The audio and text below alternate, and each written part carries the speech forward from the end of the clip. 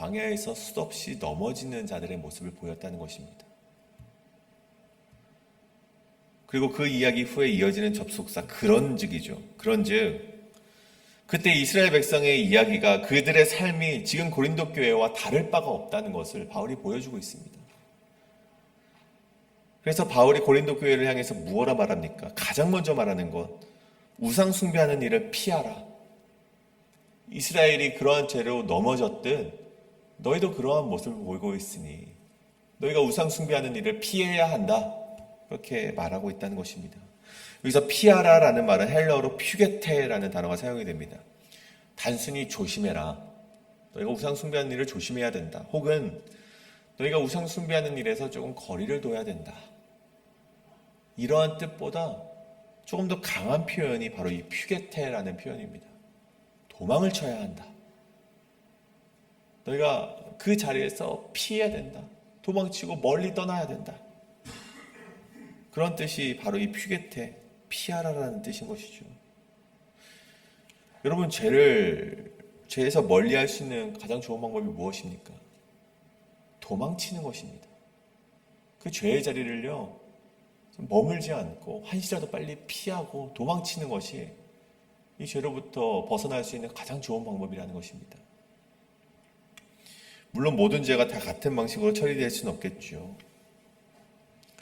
내 마음에 어떤 시기심이라든가 질투라든가 어떤 욕심과 미움이나 어떤 상처들은요, 피해서는 되는 것들이 아닙니다. 하나님 앞에서 마주하고 말씀 안에서 나에게 시기심들이나 욕심을 내려놔야 되는 것이죠. 그런데 오늘 그러한 죄들이 아니라 오늘 바울이 말하는 이 죄는요, 내가 반복해서 넘어지는 자리들, 내 마음을 빼앗는 자리들, 하나님보다 다른 것들을 더 의지하게 만드는 자리들을 어떻게 해야 된다고요? 이 퓨게테, 도망쳐야 된다는 것입니다. 오늘 바울이 말하는 도망쳐야 되는 죄, 바로 우상 숭배에 대해서 이야기를 하고 있습니다. 좀 더 살펴보자면 왜 우상 숭배를 피하라라고 말했는가? 여러분도 잘 아시다시피 이 고린도 지역은요, 이 신전, 우상을 숭배하는 신전들이 굉장히 많이 있었습니다. 제가 어렸을 적 이 그리스 로마 신화라는 그런 책을 정말 아주 재밌게 읽었던 적이 있는데 정말 신들이 너무나도 많습니다. 태양의 신도 있고 달의 신도 있고 그냥 우리가 짓는 어떤 사물과 어떤 자연 모든 것에 신이 있음을 오늘 그 그리스 로마 신화에서는 보여주고 있다는 것이죠. 근데 그냥 신도 아닙니다. 그러한 신들에는요, 각자마다 신전이 다 있습니다. 특별히 이 고린도 지역에는 굉장히 많은 신이 있었죠. 아르테미스라는 달의 신도 있었고, 또 아폴로라는 그런 신도 있었고, 막 여러 가지 신전들도 질비해 있었습니다. 근데 그 신전들마다 단순히 종교시설로서 역할을 하는 것은 아니었죠. 그 신전 안에서는요, 문화의 중심이 되는 공간이 되기도 했고, 물론 제사를 드리는 공간이 가장 주된 그 역할이기도 했지만, 문화의 시설이 되는 공간이기도 했고, 그 당시 비즈니스가 이루어지는 장소이기도 했고, 인간관계가 이루어지는 공간이 바로 그러한 우상의 신전이었다는 것입니다. 고린도 교회 성도들 중에서도 그러한 신전에 들락날락하는 이들이 있었는데 그들이 하나님과 그 우상을 겸하여서 섬겼다기보다는 방금 말씀드렸듯이 비즈니스를 위해서 그들이 현실을 살아갈 때 저들과 인간관계를 하면은 그들의 삶이 조금 더 윤택해질 수 있다는 것을 그들이 알고 있었기 때문에 그런 관계를 유지하기 위해서 그런 만찬에 참여하거나 신전에 들어가곤 했다는 것입니다. 그런데 문제가 있다면 이 고린도 교인들 중에서 어떤 이들은 그러한 것들이 아무런 문제가 되지 않는다. 왜? 비즈니스이기 때문에. 나는 하나님을 향한 신앙이 분명하게 있고 그 신전에 들락날락거리는 것은 그냥 내 삶을 영위하기 위해서 그냥 비즈니스이기 때문에 인간관계를 하기 위한 것이기 때문에 그럴 수 있다 라고 생각하는 이들이 있었다는 것입니다. 근데 바울을 보십시오. 바울은 이 문제를 단순히 비즈니스의 문제, 세상의 유업을 이어가는 문제로 보지 않았다라는 것입니다. 15절을 보십시오. 바울이 말합니다. 지혜 있는 자들에게 말하듯이 스스로 판단하라. 여기서 지혜는요, 세상적인 똑똑함이 아니라 영적인 분별력을 말하는 것입니다. 그래서 16절에 이렇게 말을 하죠. 우리가 축복하는 바 축복의 자는 그리스도의 피에 참여함이 아니며 우리가 떼는 떡은 그리스도의 몸에 참여함이 아니냐. 그럼 우상 숭배를 피하라라고 말하면서 바울이 갑자기 성찬에 대해서 언급을 해요. 여러분, 성찬이 무엇입니까? 그리스도의 피와 떡을 나누면서 그 몸에 참여하는 것. 여러분, 그것이 성찬이지 않습니까? 다시 말해서 풀어 말하면 주님의 식탁에 참여하는 우리, 그 성찬에 참여하는 우리는 주님의 몸된 공동체이며 주님과 하나 되는 것, 그것을 의미한다고 바울이 말하고 있는 것입니다. 그리고 나서 18절에서 이스라엘의 제사를 예로 드는데, 이스라엘 백성이 제물을 먹는 것은 제단에 참여하는 것이다. 먹는다는 것은 참여하는 것이다. 먹는다는 것은 연합하는 것이다. 코이노니아, 함께하는 것이다. 여러분, 바울의 논리는 분명합니다. 성찬의 식탁에 참여하는 것이 주님과 교제하는 것이라면, 주님의 몸에 참여하는 것이라면, 우상의 식탁에 참여하는 것은 단순한 식사로 볼 수 없다. 그 말을 하고 있는 것입니다. 다시 말해 성도는 두 식탁에 동시에 앉을 수 없다는 것입니다. 주일에는, 수요 예배 가운데에는, 새벽 기도 가운데에는 주님의 잔을 마시고 주님의 식탁에 참여하면서 어떻게 너희가 세상에 나갔을 때에는 세상의 잔을 마시는 삶을 살아가는가? 그것을 우리에게 묻고 있다는 것입니다. 그래서 21절에 결론을 내리죠.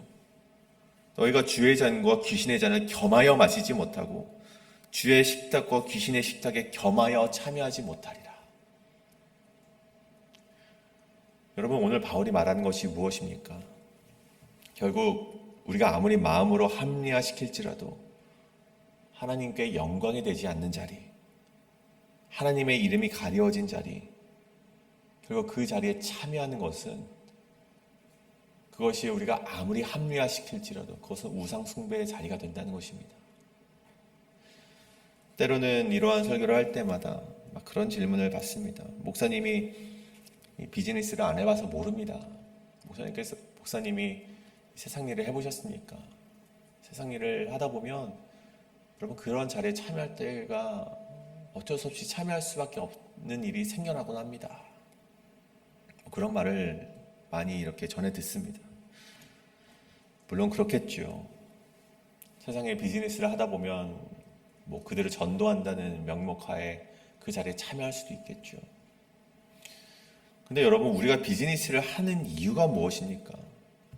여러분, 우리가 세상 일에 참여하는 목적이 무엇인지를 분명히 기억해야만 한다는 것입니다. 여러분, 우리의 목적은 우리의 인생을 통해 복음이 전파되는 것입니다. 우리의 목적은 우리의 인생을 통해서 하나님의 영광이 되는 것이 우리의 목적입니다. 제1의 목적이죠. 혹 돈을 벌어서 주님을 위해 사용하겠으니 그 과정은 눈 감아 주시옵소서. 그렇게 기도하며 비신앙적인 모습으로 살아가고 있지는 않은가? 우리 삶을 되돌아봐야 된다는 것입니다. 여러분, 우리의 목적이 그냥 우리가 합리화시키면서 아니, 이것도 다 저들을 전도하기 위함입니다 라고 말하면서 실상은 내 삶에 좀 윤택한 삶을 위해서, 내 삶이 조금 더 우리가 좀 편안한 삶을 위해서 달려가고 있지 않은가? 그것을 되살펴보자는 것입니다. 만약 그런 마음으로 우리가 살아가고 있다면 오늘 우리가 그 바울의 말처럼 그 우상 숭배의 자리를 피하시길 바랍니다. 피겟에 도망치시길 바랍니다. 여러분, 얼마나 올바른 표현입니까? 연약한 인간이 이 죄악의 자리를 피하기 힘든 것을 알기 때문에 바울이 도망치라는 것이죠. 거기서 내 자신을 훈련시켜서 그것을 이겨내라가 아니라 도망치라는 것입니다. 우리가 이겨낼 수 없음을 고백하는 것입니다. 사랑하는 여러분, 죄의 경계선에 서 있으십니까? 서성이지 마시길 바랍니다. 애매모호한 자리에 서 계십니까? 여러분, 그 자리를 반드시 도망치시길 바랍니다. 주님의 식탁에 참여한 사람답게 우리가 우상의 식탁에서 도망쳐서 오직 하나님을 기쁘시게 하는 인생, 주님께만 영광 돌리는 인생, 그 인생이 우리의 인생이 되기를 간절히 소원합니다. 이것이 바로 오늘 말씀의 첫 번째, 주님의 식탁에 참여한 사람은 우상의 식탁에서 도망쳐야 한다는 것입니다. 오늘 마지막으로 두 번째는 그리스도를 본받는 사람은 자기의 자유보다 남의 구원을 먼저 구해야 한다입니다. 23절로 이어지는 말씀에서는요, 이 자유에 대해서 이야기를 하고 있습니다. 모든 것이 가하나 모든 것이 유익한 것은 아니요 모든 것이 가하나 모든 것이 덕을 세우는 것은 아니니. 오늘 이 바울이 말하는 가한 것, 이 자유에 대한 것은요, 결론적으로 말씀드리면 객관적인 차원에서의 자유를 말하는 것이 아닙니다. 이 고린도 교회 공동체에 속한 자들의 자유, 즉 이 시대를 살아가는 이 성도라고 불리움을 받는 자들에 대한 자유에 대해서 이야기를 하는 것이죠. 여기서 모든 것이 가하다라는 것, 다른 말로 이 자유라는 것은요, 바울도 부정하지 않습니다. 모든 것이 자유롭다라는 것은 바울이 부정하지 않는다는 것이죠. 하지만 이 자유가 교회 공동체에 해악을 끼치게 된다면 그것은 제약을 받아야 된다는 것입니다. 바울이 그것을 말하고 있는 것이죠. 여러분, 왜 그렇습니까? 여기서 바울이 두 가지 기준을 제시합니다. 이 두 가지 기준 안에서 교회 성도들의 자유는 제약을 받을 수 있다는 것입니다. 여러분, 이 두 가지 기준은 무엇인가? 첫 번째는요, 내 자유가 이 유익을 주는가 그렇지 않은가, 그것을 보자는 것입니다. 24절이죠. 누구든지 자기의 유익을 구하지 말고 남의 유익을 구하라. 여기서 유익은 쉼페레이라는 뜻으로 나에 대한 이익이 아니라 신앙적인 유익을 말하는 것입니다. 바울은 이에 대한 예로 25절에 이 시장에 대한 예시를 보여주고 있습니다. 25절에서 무릇 시장에서 파는 것은 양심을 위하여 묻지 말고 먹으라. 앞서 말했듯이 너에게 자유로운 것이다 라고 말을 합니다. 이 당시에는 황제를 숭배하거나 혹 수많은 신전에서 진행된 우상 숭배의 제물의 대부분이 시장에서 일반적인 사람들에게 판매되곤 했습니다. 그러니까 우리 시장에서 판매되는 고기가 있다면 대부분이 제사를 드리고 남은 음식이라고 보면 되었겠죠. 그래서 신앙인으로서 죄를 짓지 않기 위해서 막 묻고 다닌 거예요. 이것이 혹시 제사를 드리고 남은 음식입니까? 예, 그렇습니다. 이거는 살 수 없습니다. 저는 그리스도인입니다. 이쪽 가게에 가서도 이것이 그 제사를 드린 그 음식입니까? 그렇습니다. 저 이것도 먹지 않겠습니다. 그렇게 교회 성도들이 그렇게 살아갔던 것이죠. 죄를 짓지 않기 위해서. 근데 오늘 바울이 말하는 것은 무엇입니까? 무릇 시장에 파는 것은 양심을 위하여 묻지 말고 먹으라.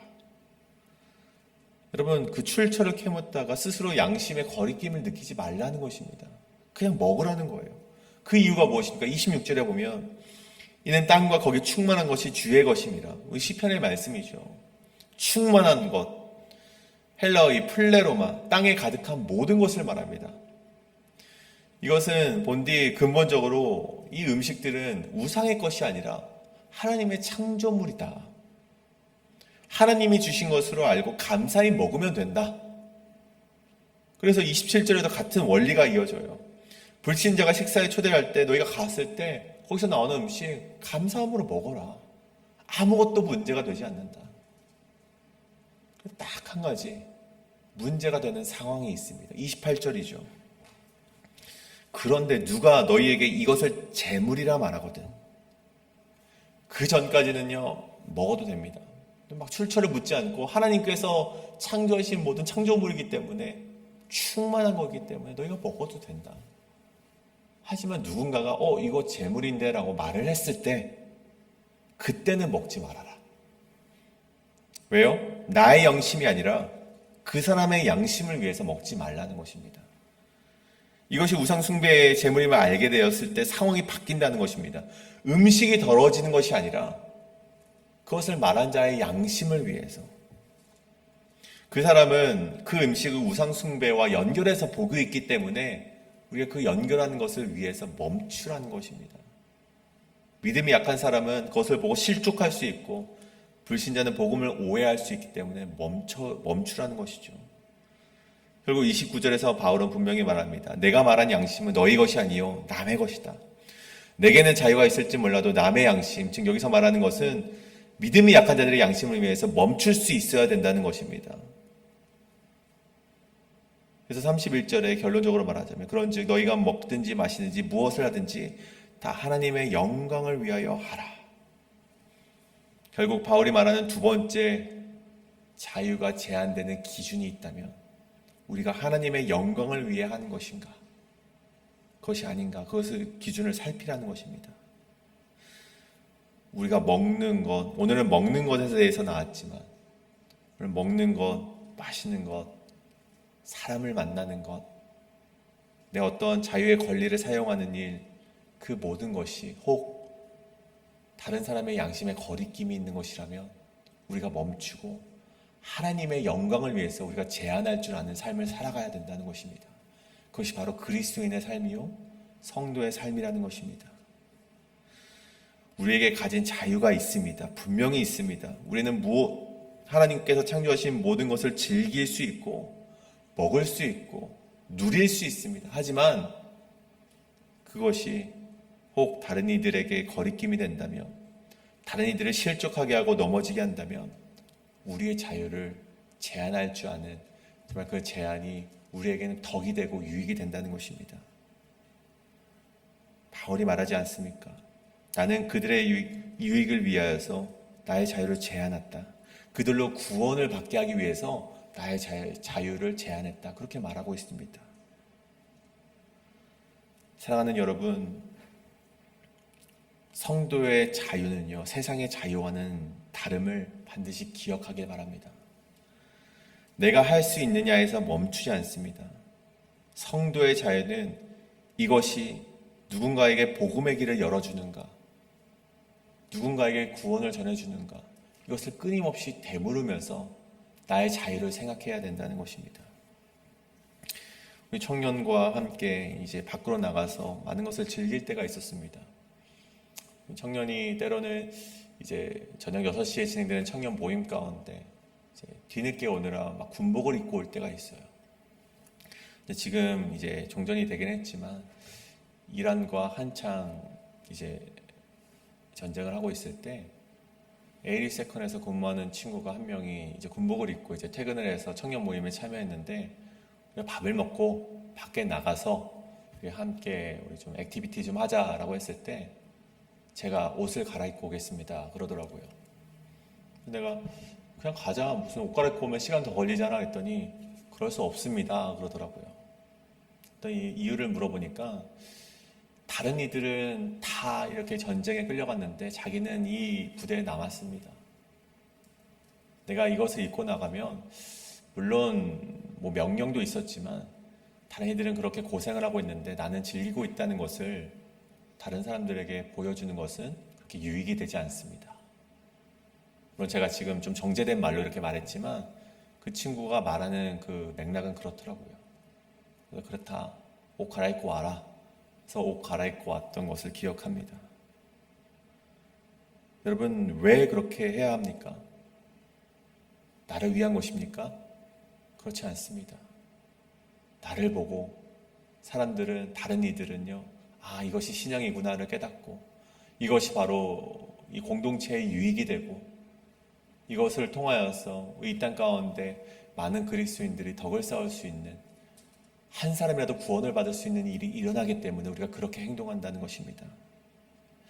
내가 내려놓음으로 말미암아 한 영혼이 주님께 가까워질 수 있다면 그것은 손해가 아닙니다. 그것은 그리스도를 본받는 십자가의 길을 걸어가고 계신 것입니다. 오늘 그러므로 무엇을 먹든지 마시든지 여러분께서 무엇을 하든지 나의 자유보다 하나님의 영광을 먼저 구하는 여러분이 되시기를 간절히 소원합니다.